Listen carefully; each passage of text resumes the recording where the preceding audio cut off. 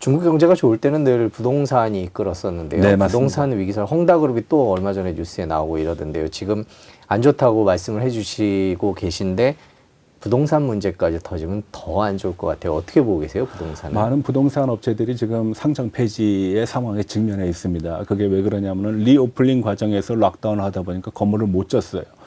근데 종전의 어떤 관성에 의해서 중앙정부에서는 건물을 빨리 완성하라고 분양을 해라 라고 명령을 했습니다. 그래서 대략 작년 하반기서부터 부동산 그동안 공사가 이루어지지 않은 것에 대한 대규모 투자가 일어납니다. 기대감이 있었던 것이죠. 근데 막상 그렇게 하다 보니까 건물들은 완성이 됐는데 분양이 되지 않아요. 이 부동산이 왜 중국에서 중요하냐?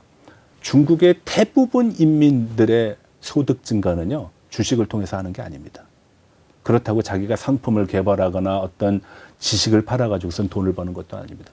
그냥 요 건물 사놓고 기다리면은 다음날 배로 오르고 또 지나면 한 10배 오르고 대도시에 가서 사면은 더 많이 오르고 이러한 부동산에 대한 기대감, 일종의 거품이죠. 그런 기대감으로 했는데 거래가 없고 교류가 없고 미래에 대한 불확실성이 가중되고 정부는 도와주지 않고 봉쇄하고 통제만 하다 보니까 각자 도생하는 상황 속에서 자기 스스로의 어떤 생존을 유지하기 위해서는 그냥 모아놔야 되고 아껴야 되는 상황에 직면했습니다. 그러니까 중국 인민들의 어떤 부의 증식이라는 것은 이제 부동산에서도 주식에서도 산업 전반에 대한 갈피를 잡을 수가 없는 상황에 직면했다는 겁니다.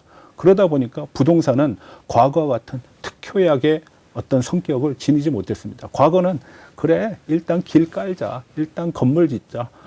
그래서 아주 빈번하게 나타난 것 중에 하나가 지방의 시정부, 성정부가요, 이사를 자주 다닙니다.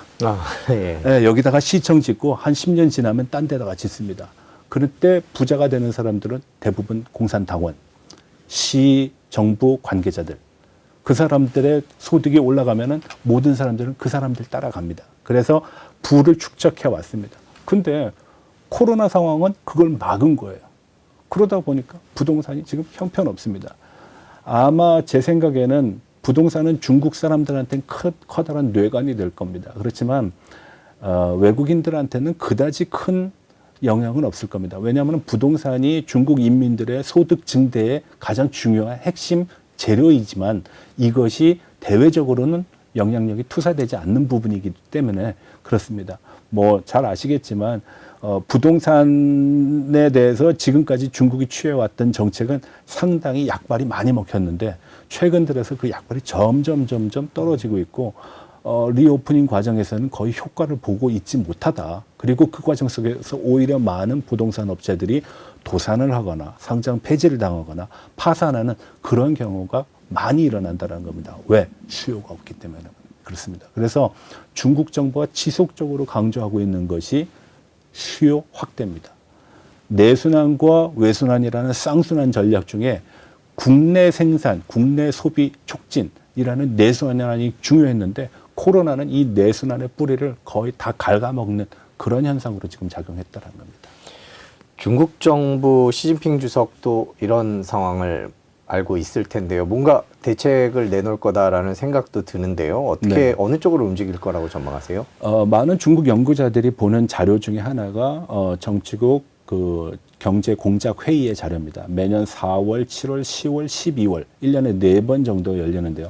보통 일반인들은 12월 자료만 봅니다. 왜냐하면 그 다음 연도의 경제 정책 방향을 가늠할 수 있기 때문에 그런데 올해 4월 달에 개최됐던 4월 27일인가 28일로 기억하고 있는데 그 경제 공작 회의의 내용을 보게 되면은 내생적인 수요가 축소되고 있다.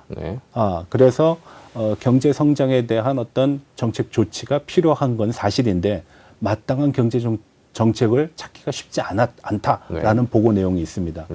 앞으로 한 일주일 정도 안에 7월 달에 또 그 경제 공작 회의가 열리게 되는데 거기서 어떤 내용을 발표할지가 좀 궁금하긴 합니다. 그렇지만 뚜렷한 어떤 개선 방향은 나타날 거라고 저는 보지 않습니다. 왜냐하면 지금 부동산도 안 좋고 수출도 안 좋고 소비도 안 좋고 심지어는 중국의 대외적인 관계도 안 좋기 때문에 중국이 뭘 개선할 수 있는 상황이 마땅한 것이 없다는 것이거든요. 그래서 7월도 그냥 갈 것이다.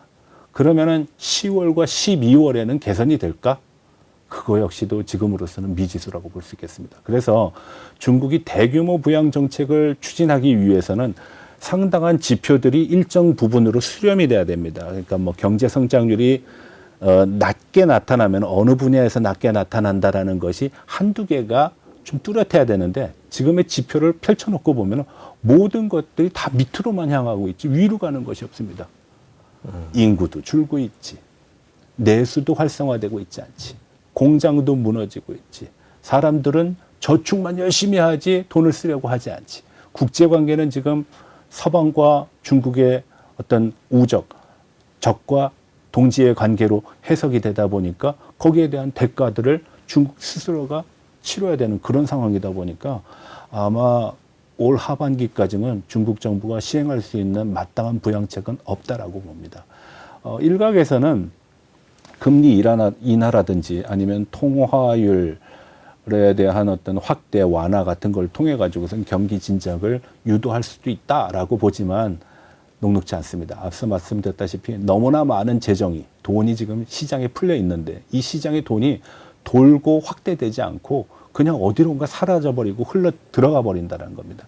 그래서 이런 지표를 가지고 과연 중국의 정책 당국이 현명한 정치적인 선택을 할 수 있는가 저는 좀 요원하다고 봅니다. 과거에는 리커창 지수라는 것을 가지고 정책 판단의 기준을 삼기도 네. 했습니다. 뭐 잘 아시다시피 리커창 기준은 세 가지 기준에 의해서 판단하거든요. 하나는 중국에서 가장 중요한 물류 수단 중에 하나가 철도입니다. 그래서 철도 물동량, 그리고 또 하나가 신규 대출 규모, 그리고 공장이 들어가려면 전기가 많이 필요하다 보니까 전기 소비량을 가지고 봤는데 이 세 가지 지표가 증가는 하고 있습니다. 근데 이 증가의 내용은 전년 동기 대비입니다. 네. 전분기 대비해서는 거의 증가폭이 보이지 않고 있습니다. 그래서 전년 대비의 리커창 지수를 보게 되면 중국 경제는 긍정적으로 보입니다. 근데 전분기 대비로 보게 되면은 이거 언제 이랬을까라는 그런 의구심을 자아낼 수밖에 없는 그런 상황입니다. 그래서 당분간은 이 지표에 대한 주목도 우리가 간과해서는 안 된다라고 저는 생각합니다. 더 많은 뉴스를 보시려면 화면 오른쪽에 있는 구독 버튼을 눌러주시면 됩니다. 그리고 제보할 게 있으면 꼭 저희한테 보내주십시오. 저희가 열심히 취재하도록 하겠습니다. 항상 SBS 뉴스를 시청해 주셔서 대단히 고맙습니다.